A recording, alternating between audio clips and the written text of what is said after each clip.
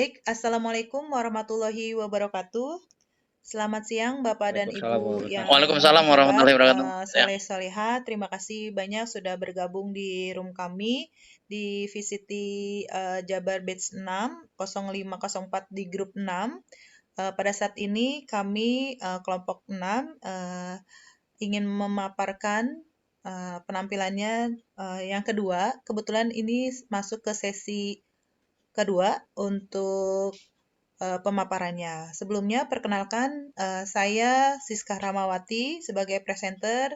Saya bekerja di SMP Negeri 1 Kota Sukabumi sebagai guru BK, dan juga moderator yaitu Pak Afendi SPD MMPD.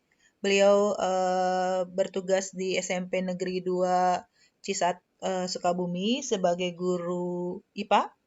Nah, pada kesempatan ini paparan materi yaitu mengenai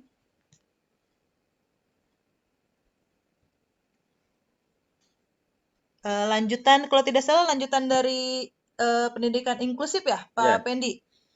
Betul. Ya, mungkin kalau yang pertemuan pertamanya tentang pendidikan. Pak Irwan. Ya, Pak Irwan, sorry.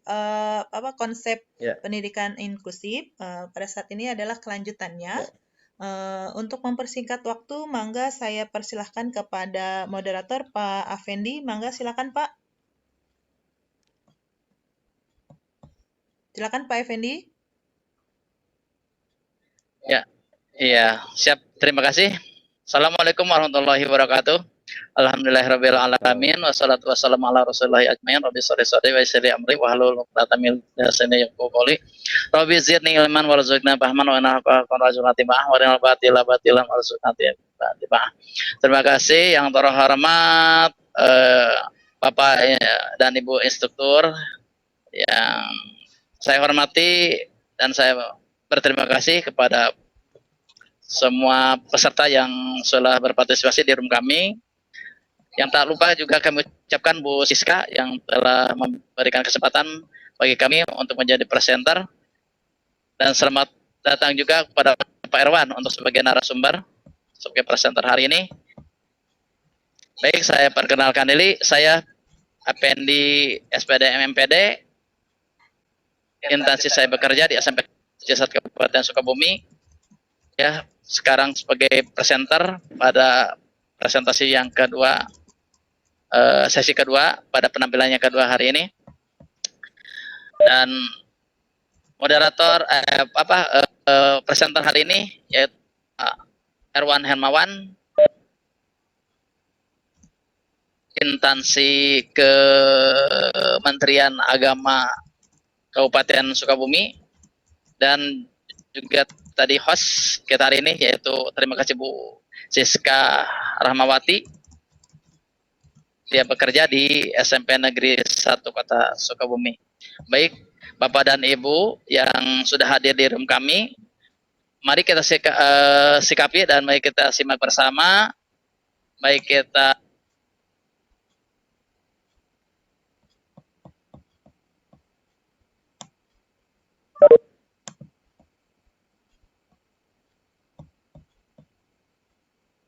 identifikasi asesmen dan pengambilan keputusan akomodasi yang layak dalam implementasi pendidikan inklusif. Nih, untuk selanjutnya diberikan kesempatan yang seluas-luasnya kepada Bapak Irwan Hermawan untuk memaparkan materi tersebut. Dipersilahkan Pak Irwan Hermawan. Halo?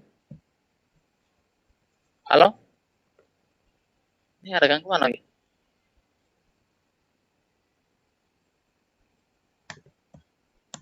Halo, cek. Halo? Terdengar ya, Pak? Ayo. Bisa dilanjut? Halo, sudah terdengar? Ya, bismillahirrahmanirrahim. Assalamualaikum. Udah. Assalamualaikum warahmatullahi wabarakatuh. Waalaikumsalam warahmatullahi wabarakatuh.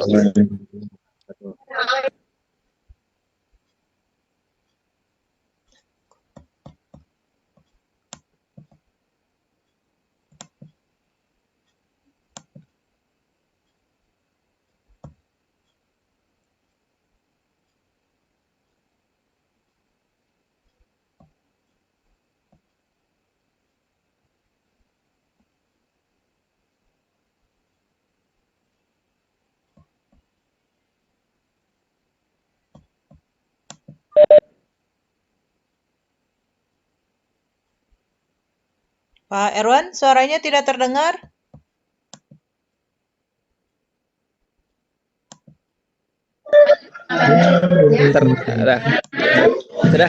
Sudah terdengarkah? Sudah.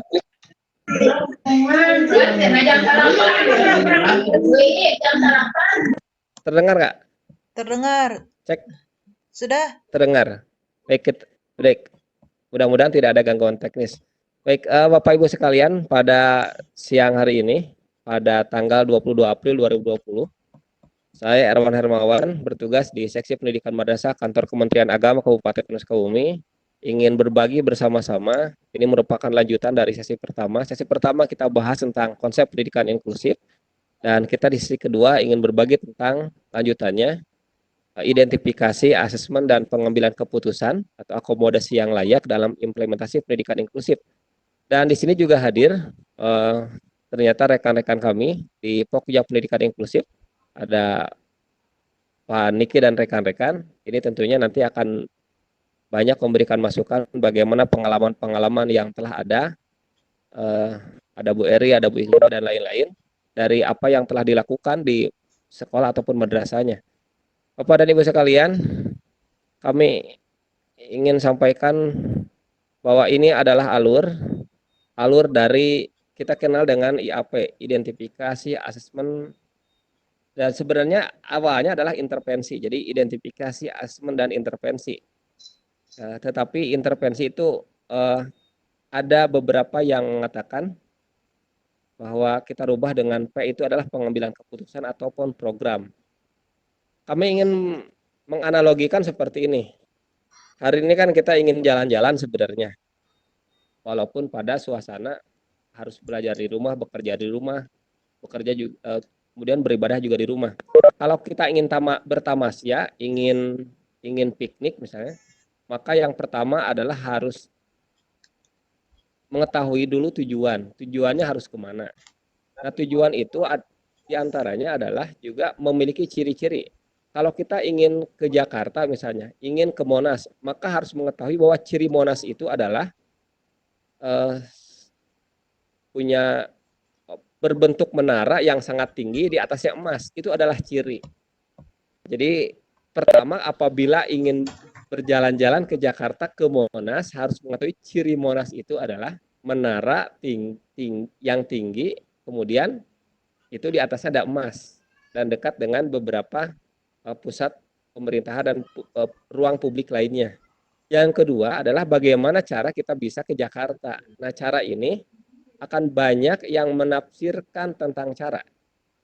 Walaupun cirinya sama, tetapi cara berbeda. Ada yang ingin ke Jakarta adalah naik Grab, naik Gojek, bawa kendaraan sendiri, ada kendaraan sendiri pun, ada yang naik motor, ada yang mobil pun bervariasi. Ada akan banyak cara, termasuk juga kendaraan umum. Apakah naik kol, naik kereta api, naik bis, dan lain-lain.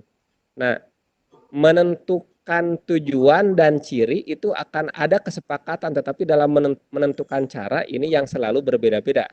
Memang akan sangat unik, terjadi variasi dalam menentukan cara, berbeda dengan tujuan dan ciri. Nah, yang ketika ada cara itu, sudah ada cara, maka akan ada capaian, dan capaian adalah refleksi. Alur IAP itu pertama adalah asesmen, identifikasi. Nah, identifikasi ini kalau saya artikan itu adalah menemukanali. Menemukanali itu adalah menemukan dan mengenali. Mengenali siapa?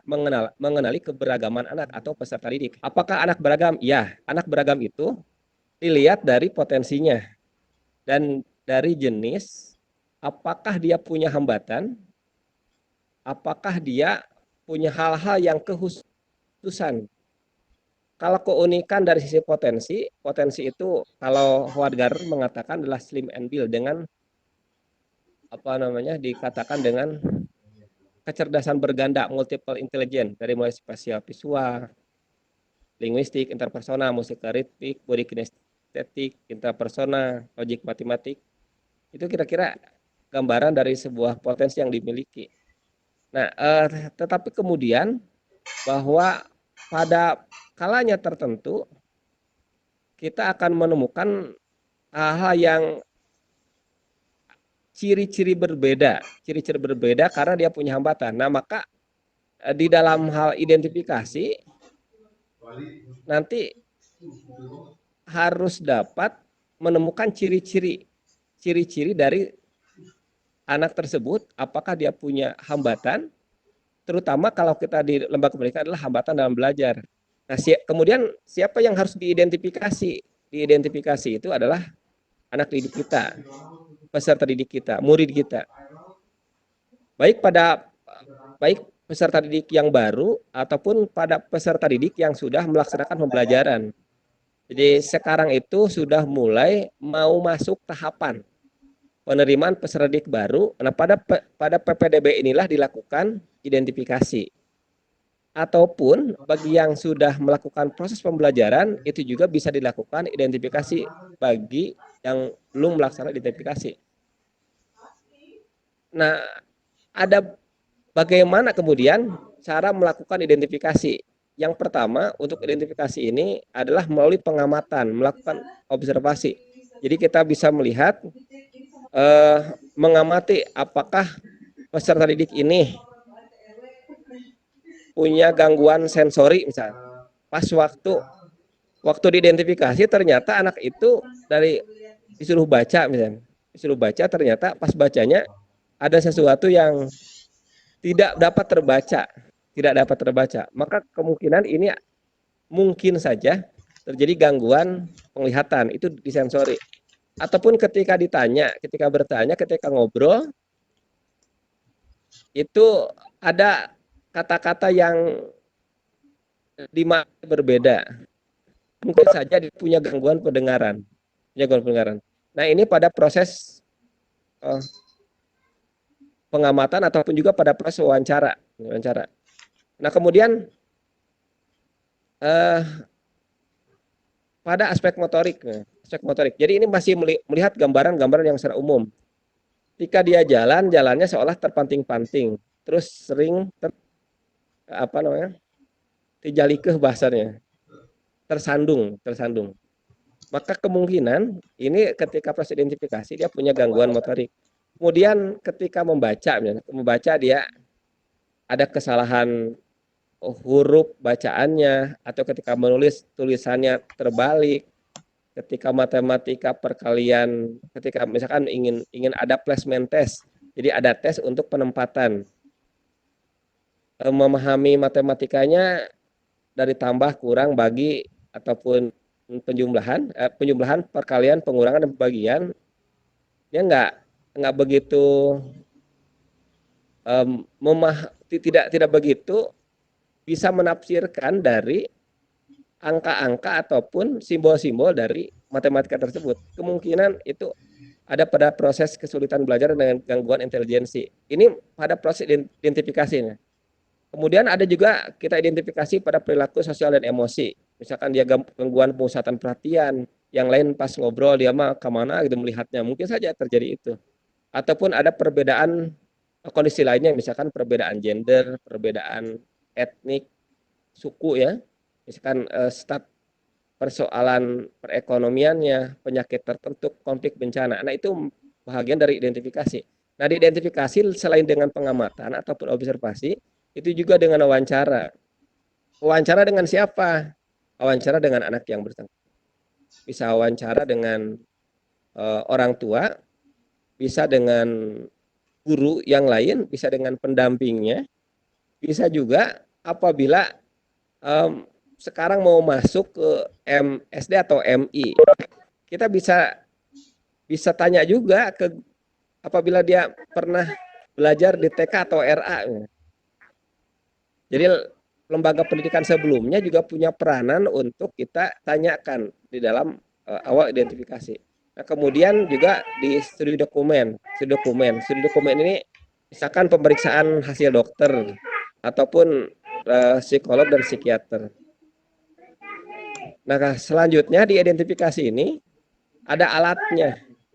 Alatnya adalah lembar checklist ataupun panduan pengamatan, panduan wawancara atau angket. Jadi memang idealnya kita membuat satu alat ukur dulu, dan kami sudah bisa persiapkan alat ukur tersebut dalam rangka mempermudah melakukan identifikasi. Nah, sekarang siapa yang melakukan identifikasi? Yang melakukan identifikasi bisa kepala sekolahnya ataupun kepala madrasah, bisa guru kelasnya, bisa guru mata pelajaran. Apabila ada guru BK juga, guru BK punya peran sangat penting di sana. Ketika ada guru pembimbing khusus, maka guru pembimbing khusus punya peran di sana. Bisa juga dilakukan identifikasi oleh orang tua dan juga tenaga profesional. Nah, tenaga profesional ini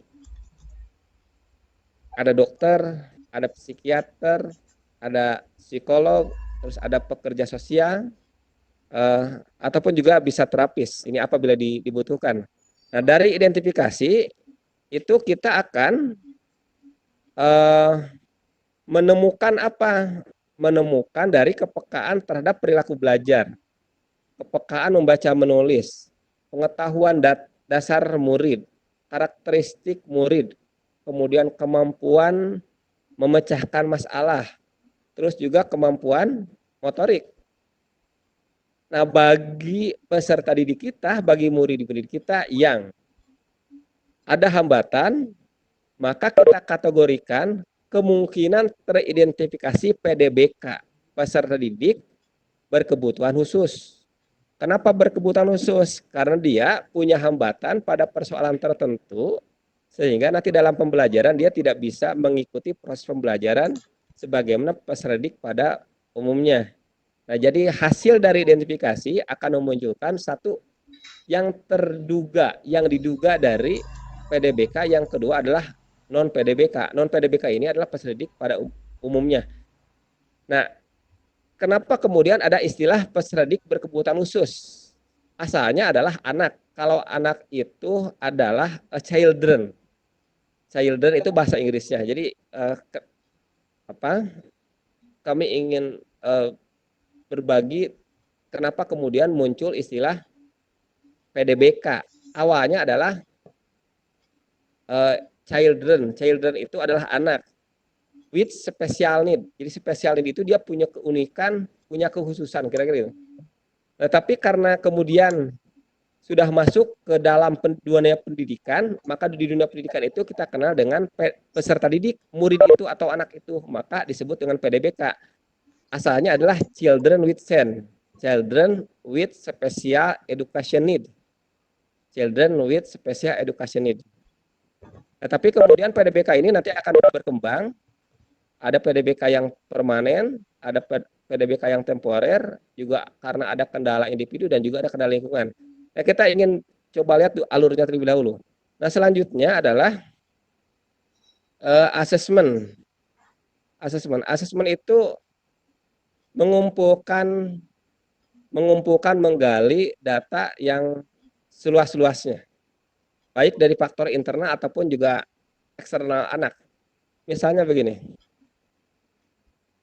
dari faktor internal itu kita ingin menggali perkembangan kognitifnya, bagaimana kemampuan lebih mendalam tentang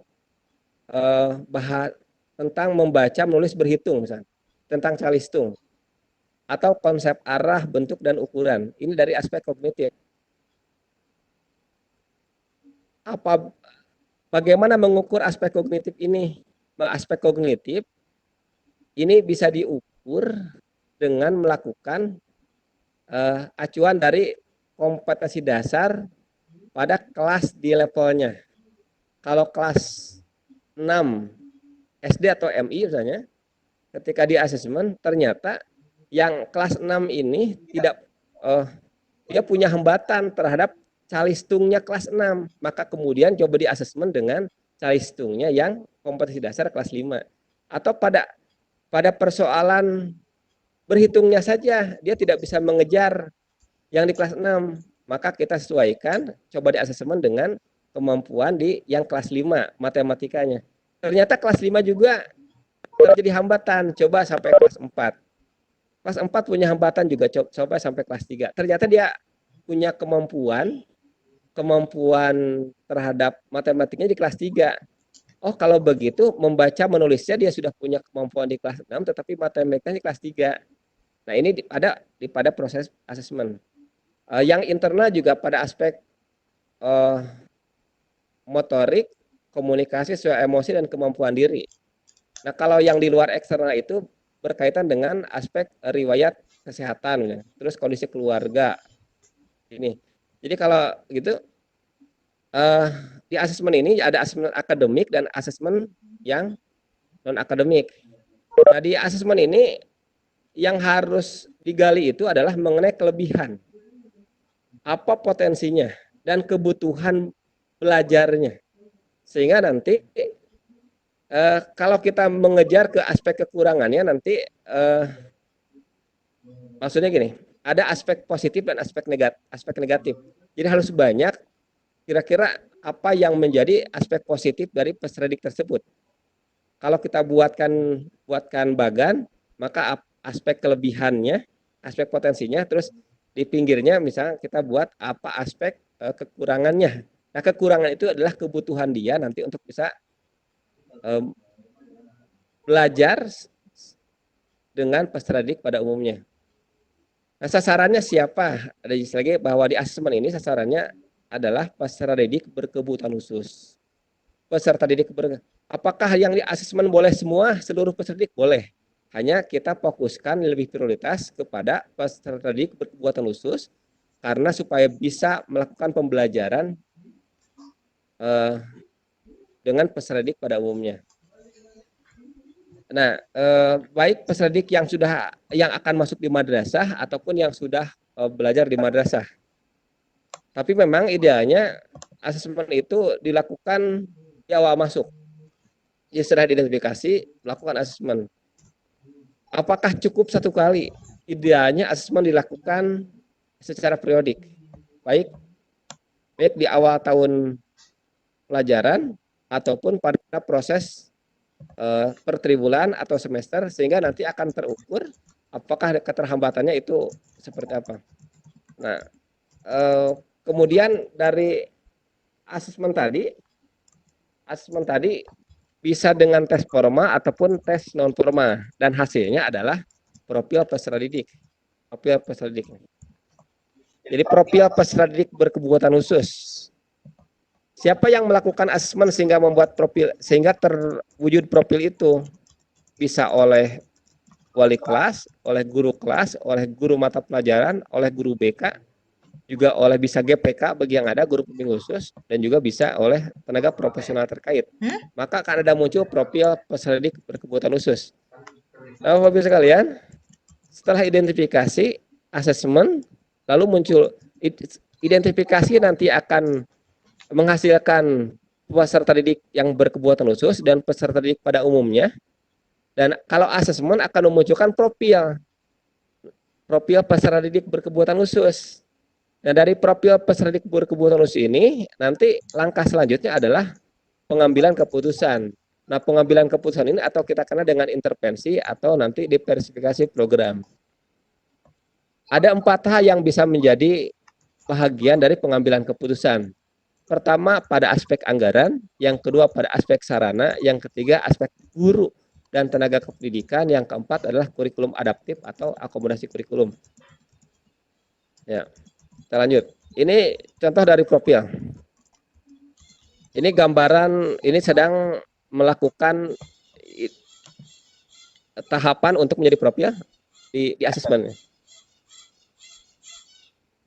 Profil akan lebih mengenal siswa, meniadakan hambatan, memenuhi kebutuhan siswa dalam belajar, melaksanakan program, mengevaluasi program, dan membuat program pembelajaran. Ini salah satu contohnya profil. Bagaimana peserta didik itu dari aspek akademiknya, aspek keluarga, kemandirian, kesehatan, dan sosial emosi. Sehingga sebelum melakukan pembelajaran, ketahui dulu karakteristik peserta didiknya. Setelah mengetahui karakteristik peserta didik atau ciri peserta didik, barulah melakukan pembelajaran. Kira-kira gitu. Ini berkenaan ciri. Kami ingin mengupas dari sisi regulasi berkenaan dengan pengambilan keputusan ataupun intervensi di Undang-Undang Nomor 8 Tahun 2016 tentang penyandang disabilitas pada pasal 1 angka 9 akomodasi yang layak adalah modifikasi atau penyesuaian yang tepat dan diperlukan untuk menjamin penikmatan dan pelaksanaan semua hak asasi manusia dan kebebasan fundamental untuk penyandang disabilitas berdasarkan kesetaraan. Nah, salah satunya adalah hak pendidikan. Ini ada PP 13 nomor 2020 yang terbaru nih tentang akomodasi yang layak untuk peserta didik penyandang disabilitas. Akomodasi yang layak adalah modifikasi dan penyesuaian yang tepat dan diperlukan untuk menjamin penikmatan dan pelaksanaan semua hak asasi manusia dan kebebasan fundamental untuk penyandang disabilitas berdasarkan kesetaraan. Loh, kok di sini banyak disabilitas, undang-undangnya kok disabilitas hanya disabilitas toh, dan ini PP-nya hanya disabilitas kok. Karena memang ya bagi penyandang disabilitas adalah komunitas ataupun orang yang sangat rentan termarginalisasi, terpinggirkan. Dan undang-undang ini mengikat. Jadi undang-undang ini harus dipatuhi oleh seluruh rakyat Indonesia. Karena undang-undang ini adalah undang-undang di Indonesia. PP-nya pun PP di Republik Indonesia. Kalau di pasal 7, Permendiknas 70 tahun 2009 tentang pendidikan inklusif bagi peserta didik yang memiliki kelainan dan memiliki potensi kecerdasan dan atau bakat istimewa menjelaskan satuan pendidikan penyelenggara pendidikan inklusif menggunakan kurikulum tingkat satuan pendidikan yang mengakomodasi kebutuhan dan kemampuan peserta didik sesuai dengan sesuai dengan potensi bakat dan minatnya. Nah ini jadi ini mengakomodasi kebutuhan sehingga kita kenal dengan mengakomodasi kebutuhan itu ada kurikulum akomodatif atau kurikulum adaptif. Jadi bahasanya ada yang mengatakan akomodasi kurikulum ataupun kurikulum adaptif. Ini pun setara punya aspek pemahaman yang hampir sama. Nah, pada pasal 4 PP nomor 13 tahun 2020 tentang akomodasi yang layak bagi penyandang disabilitas. Nah, ada 4H, ada penyediaan dukungan anggaran, ada penyediaan sarana prasarana, penyiapan pendidik, ya, guru dan tenaga kependidikan, dan ada penyediaan kurikulum. Tapi pada kesempatan ini kita tidak bisa perdalam seluruhnya, tapi paling tidak secara umum gambarannya. Apa yang harus dilakukan oleh dalam hal anggaran? Anggaran ini bisa anggaran dari pemerintah, bisa juga anggaran dari lembaga pendidikan ya di satuan masing-masing satuan pendidikan, bisa juga dari orang tuanya. Sarana prasarana pun sama. Sehingga nanti ada penyediaan sarana ataupun modifikasi lingkungan, modifikasi sarana. Jadi sarana yang ada dimodifikasi sehingga kebutuhan peserta didik itu bisa sesuai dengan sarana prasarananya. Contohnya gini, kalau gelap ruangannya jangan yang gelap, maka kasih lampu atau kasih jendela. Bagi anak yang punya hambatan fisik, ketika ada kelasnya beberapa lantai, tidak harus menyiapkan sarana prasarana, tetapi dia itu yang punya hambatan gerak, ya tempatkanlah di lantai paling bawah. Kemudian penyediaan pendidik dan tenaga kependidikan. Siapa yang harus menyiapkan? Idealnya pemerintah, tetapi manakala pemerintah tidak menyiapkan, pemerintah pun berkomitmen untuk melatih guru dan tenaga pendidikan supaya respon terhadap inklusivitas. Jadi guru-gurunya dilatih, idealnya memang guru yang berlatar belakang dari pendidikan khusus, tapi apabila tidak ada, maka guru yang ada, guru itu dilatih. Sehingga punya kemampuan yang sama, atau bahkan juga lebih dari guru yang berlatar belakang pendidikan khusus. Nah, yang keempat adalah penyediaan kurikulum. Apakah kurikulumnya harus banyak? Tidak. Kurikulumnya tetap kurikulum nasional, tetapi diadaptasi atau ada akomodasi kurikulum. Nah, apa itu kurikulum? Kurikulum itu seperangkat perencanaan dan pengaturan. Jadi ada rencana, jadi merencanakan apa yang harus dilakukan. Kalau sekarang kita mengajar langsung datang misalkan ke kelas, ke murid, dia langsung ngajar tanpa mengetahui karakteristik peserta didik. Pada persoalan tertentu dia tidak merencanakan siapa yang akan diajarkan, maka ada satu hal yang terlewat, harus mengetahui dulu karakteristik peserta didik. Nah, kemudian juga ada pengaturan mengenai apa? Mengenai tujuan. Tujuan itu adalah kompetensinya. Ada tujuan nasional itu sebagaimana di dalam Undang-Undang Sistem Pendidikan Nasional, tujuan pendidikan nasional, ada tujuan pendidikan di daerah, ada tujuan pendidikan di satuan pendidikan, ada tujuan pendidikan di masing-masing kelas ataupun bahkan juga ada tujuan di masing-masing individu. Isi atau kita kenal dengan standar kompetensi lulusan. Isi ini dan bahan pembelajaran berkenaan dengan standar isi. Jadi apa materi yang harus diajarkan. Kemudian termasuk juga proses bagaimana cara mengajarkannya. Bagaimana nanti untuk mengukurnya. Ini dalam rangka dijadikan sebagai pedoman penyelenggaraan kegiatan pembelajaran untuk mencapai tujuan pendidikan nasional. Bapak Ibu semua, kita masuk ke level kurikulum. Saya melihat begini, bahwa level kurikulum itu sebenarnya kalau di sini kan ada 5. Kalau saya lihat itu ada 6. 6 yang tidak dituliskan di sini adalah internasional. Internasional itu adalah yang di luar, yang dirancang bukan dari Indonesia, kira-kira gitu. Maka itu disebut kurikulum internasional. Ada beberapa lembaga pendidikan yang mengadopsi, apakah dari Cambridge, IBF, ataupun Universitas Madinah misalnya. Harus dari Al-Azhar, Kairo itu ada. Ini level. Jadi dan kita di sini karena kita akan lebih persempit ruang lingkupnya. Level kurikulum itu ada 5. Pertama adalah kurikulum nasional. Kurikulum yang dirancang dan diberlakukan untuk seluruh wilayah dari sebuah negara. Nah, kurikulum kita adalah kurikulum 2013, maka itu dikatakan sebagai dengan kurikulum nasional. Yang kedua adalah kurikulum lokal. Kurikulum lokal ini dirancang dalam satu provinsi atau kabupaten kota tertentu. Di Indonesia, di Jawa Barat, kurikulum yang lokalnya itu adalah bahasa dan sastra Sunda, misalnya. Bahasa dan sastra Betawi, sastra Betawi Melayu. Kemudian ada bahasa dan sastra Jawa Cirebon gitu. Nah, kalau kita itu lokalnya kalau di Sekomi adalah bahasa dan sastra Sunda. Ini level kurikulum lokal. Yang ketiga adalah institusi di masing-masing satuan pendidikan. Jadi satuan pendidikan boleh mengadopsi, boleh mengadaptasi berkenaan dengan kurikulum. Ini satuan pendidikan mau arahnya kemana?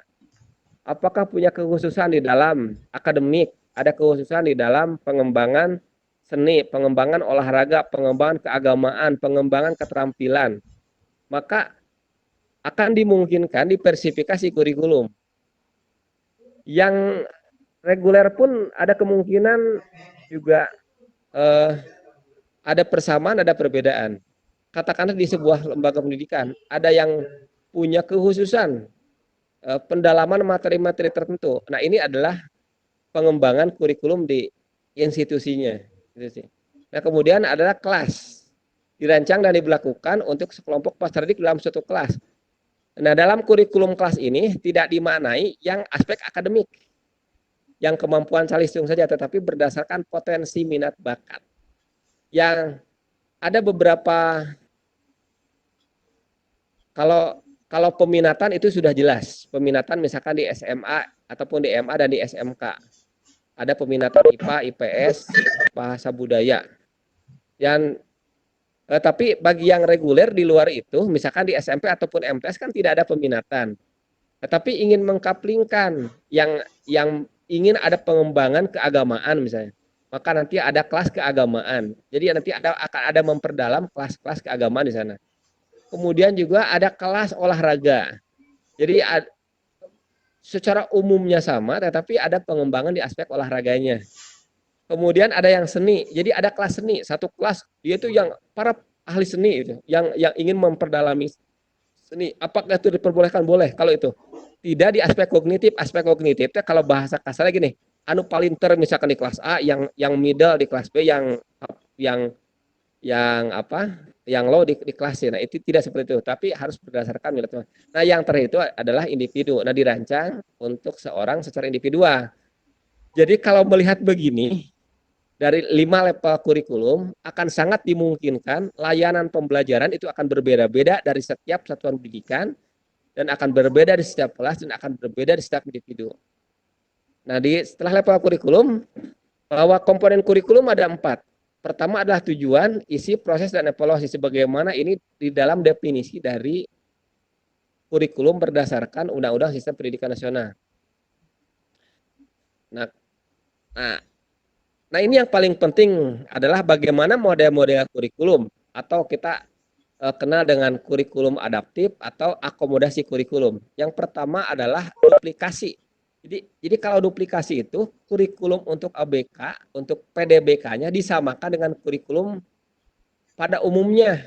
Duplikasi sama. Jadi tidak ada perbedaan.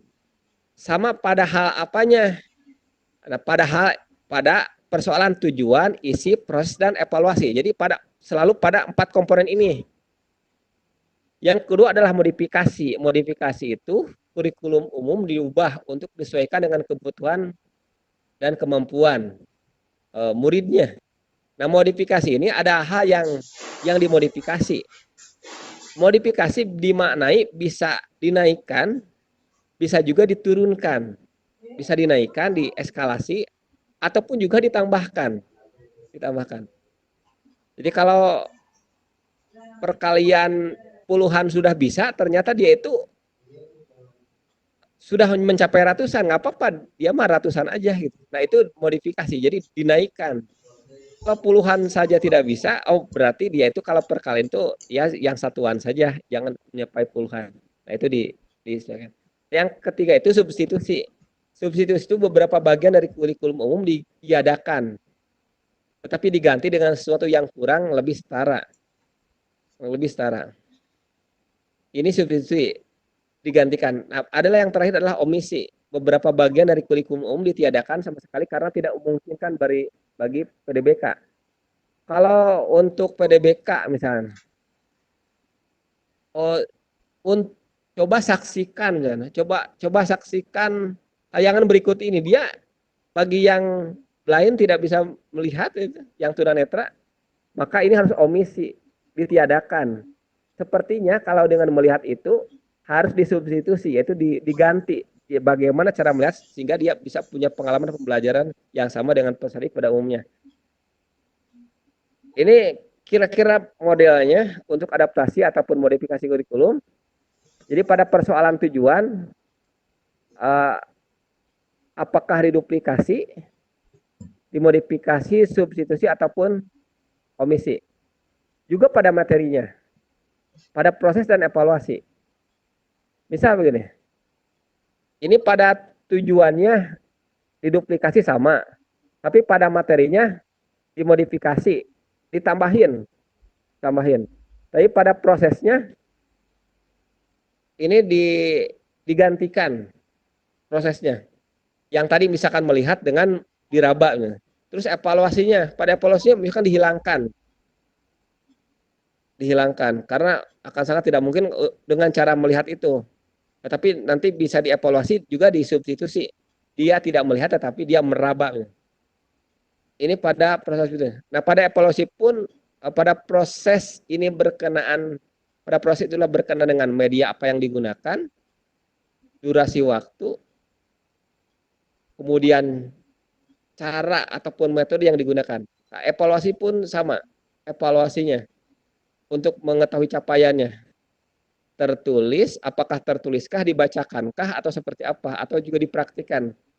Karena kami melihat gini, kemarin saja ketika ujian, misalkan harus ujian online,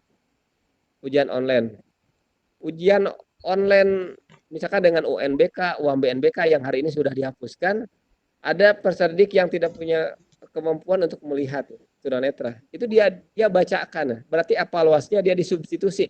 Harusnya dia ketik sendiri, tetapi dia bacakan soalnya, tetapi dia jawab, tapi yang mengisinya itu oleh guru. Ini diadaptasi kurikulum. Ini sehingga nanti akan ada matrik kayak ini. Di persoalan adaptasi kurikulum ataupun kurikulum adaptifnya, ini pada komponen apa nanti yang akan ada penyesuaiannya, pada tujuan, pada materikah, pada proses pembelajaran itu berkenaan waktu dan alat, dan juga pada evaluasi. Ya. Baik, ini waktunya sepertinya sudah cukup siang. Kami akan percepat. Ya.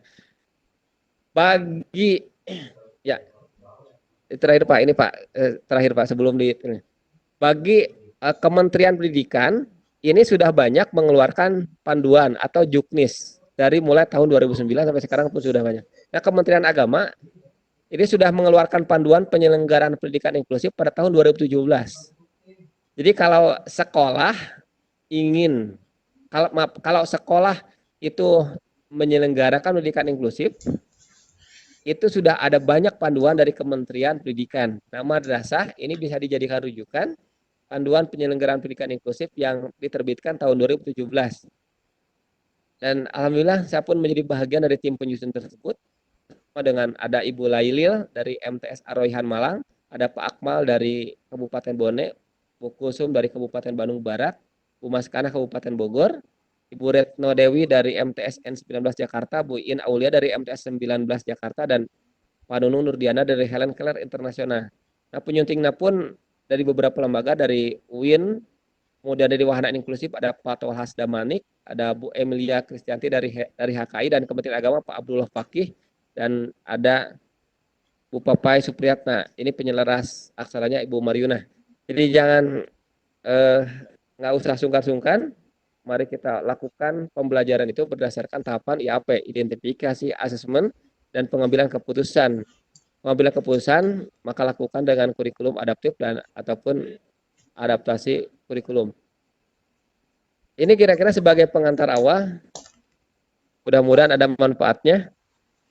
Kami persilakan kembali kepada Pak Pendi selaku moderator.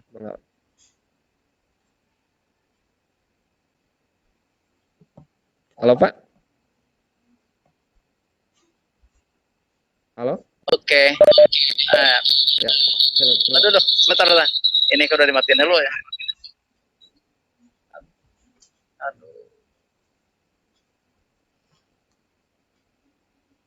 Halo? Halo ya Pak, silakan Pak. Jadi bahasa nasi.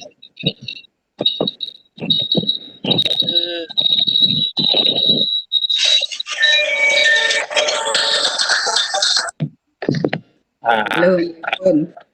Terima kasih Pak Erwan atas penjelasannya. Halo? Ya, silakan Pak.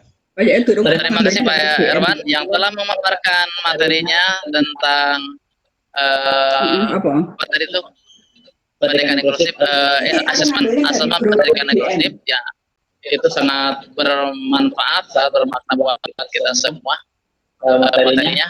Baik, kita buka sesi yang kedua untuk tanya jawab. Dipersilakan kepada seluruh peserta undangan yang sudah masuk.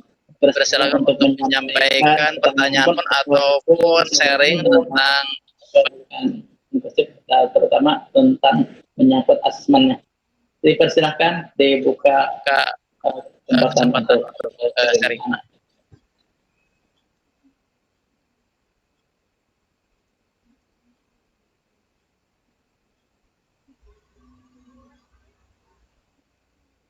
Silakan para undangan untuk menyampaikan. Barangkali ada yang mau sharing, ada yang mau bertanya. Kami buka sesi yang pertama ini.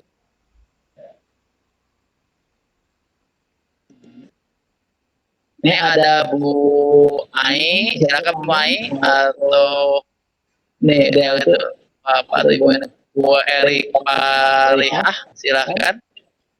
Kemudian Erwan Bapak di bawah Pak Erwanto.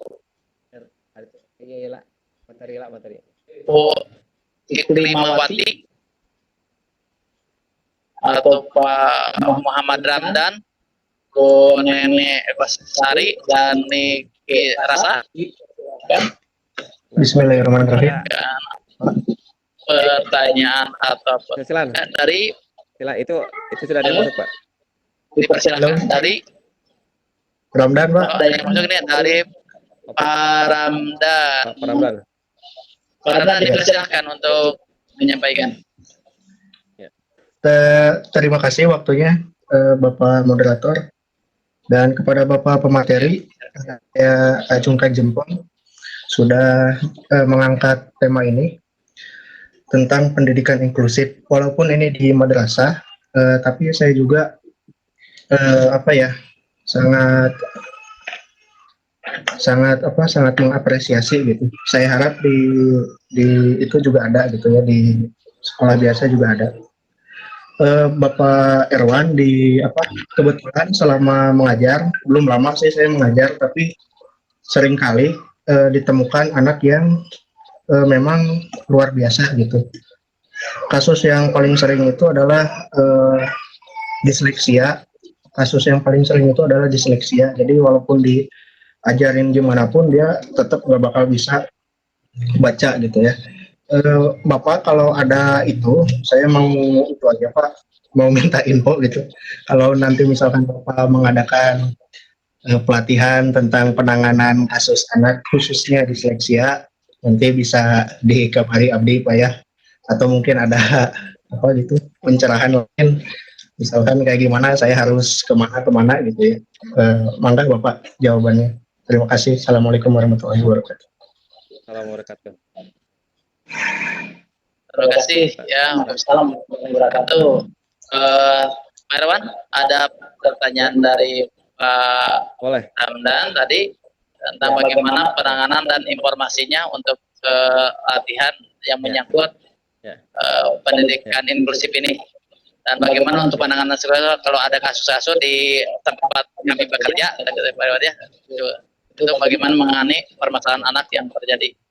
Pak Irwan, dipersilakan. Ya. Baik, terima kasih Pak Ramdan. Ini guru saya, guru PCT saya. Ramdan. Berkenaan dengan apa yang disampaikan Pak Ramdan, kami juga mengapresiasi apa yang telah dilakukan oleh di sekolahnya Pak Ramdan. Kami ingin mensitir ini Pak, atikan kanggo sadaya. Jadi atikan kanggo sadaya itu adalah bahasa Sunda dari pendidikan untuk semua. Pendidikan untuk semua itu bahasa Indonesianya. Kalau ini education for all itu adalah bahasa Inggrisnya. Bil ilma minal bahri ilal ahdi. Nah, kami ingin menyampaikan nih bahwa penyelenggaraan pendidikan itu kita tidak bisa berdaya sendiri. Kita harus berdaya dengan cara kolaborasi, membangun kemitraan, membangun kerjasama dengan banyak pihak. Guru tidak bisa bekerja sendiri di masing-masing satuan pendidikan. Guru harus juga bekerja sama dengan guru-guru lain di satuan pendidikan dan juga kepala sekolah ataupun madrasahnya, dan juga komite beserta orang tua. Guru, orang tua, komite, dan juga muridnya ini juga tidak bisa berdaya tanpa dukungan dari pihak lain. Pihak lain itu dalam hal penyelenggaraan pendidikan inklusif, kita ada istilah yang kita kenal dengan resource center. Resource center itu adalah pusat sumber. Nah, pusat sumber adalah lembaga yang memberikan asistensi teknis, memberikan dukungan dalam hal apa? Dalam hal 4H. Pertama adalah penyediaan data dan informasi mengenai peserta didik berkebutuhan khusus. Salah satunya adalah disleksia. Jadi apa itu disleksia, mengapa, dan sebagainya sebagai bahagian dari kesulitan belajar. Nah, disleksia ini bukan berarti dia tidak bisa, tetapi belum menemukan guru terbaik baginya. Nah, yang kedua adalah pusat data informasi penguatan kapasitas. Penguatan kapasitas itu adalah bagaimana peningkatan kompetensi guru-guru di masing-masing satuan pendidikan. Itu fungsi dari resource center, data informasi. Kemudian analisis mengenai kebijakan. Ada kebijakan apa? Termasuk kalau yang tadi ada peraturan pemerintah nomor 13 tahun 2020 tentang akomodasi yang layak bagi penyandang disabilitas. Maka ini adalah sangat seru sebenarnya bagi di resource center. Nah, yang keempat adalah advokasi. Advokasi itu membantu dalam hal penanganan. Jadi ketika guru tidak bisa memberikan penanganan, maka bisa bertanya kepada resource center. Nah, siapa resource center itu? Bisa itu adalah lembaga. Bisa SLB, sekolah luar biasa, SLB terdekat. Jadi SLB itu sudah ditugaskan oleh pemerintah provinsi untuk menjadi resource center pusat sumber di masing-masing wilayah di daerahnya. Kalau di kota ada berapa SLB? Kalau sekarang ada 2. Kalau di Kabupaten Sukabumi ada 13. Nah, maka itu akan sangat terbuka menerima informasi dan layanan berkenaan dengan 4 tadi. Data, informasi, analisis, advokasi, dan penguatan kapasitas. Pak Guru. Kemudian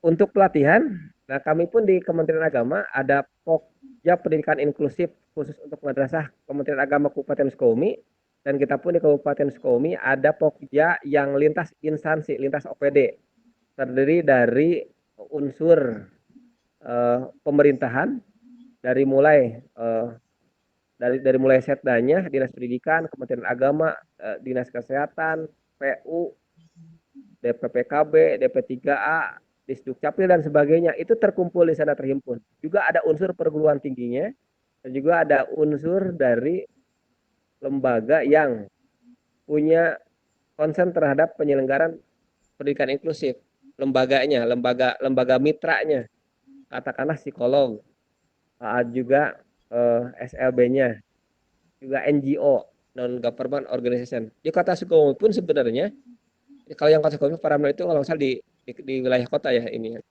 mengajarnya, itu pun Pokja Pendidikan Inklusif Kota juga sudah ada, dan kami melihat jauh lebih maju dan jauh lebih hebat sebenarnya karena kota jauh lebih awal daripada kabupaten sebenarnya gitu, kalau berdasarkan pantauan analisa kami. Hanya kalau kabupaten pernah ada dukungan dari sebuah NGO tertentu, Helen Keller dan juga ada UNICEF pernah masuk ke Sukabumi, jadi mungkin saja gaungnya lebih banyak di kabupaten ketimbang kota, tapi kalau dari sisi implementasi kota saya lihat juga jauh lebih hebat, Pak. Kira-kira gitu, Pak. Insya Allah nanti untuk ada pelatihan-pelatihan kami akan sampaikan. Mudah-mudahan ini membangun silaturahmi jaring dalam rangka kolaborasi peningkatan mutu dalam hal membangun keberagaman untuk penyelenggaraan pendidikan untuk semua, pendidikan tanpa diskriminasi. Saya rasa itu yang bisa saya sampaikan, Pak. Terima kasih banyak Bapak atas jawabannya. Ya, Pak. Puntennya.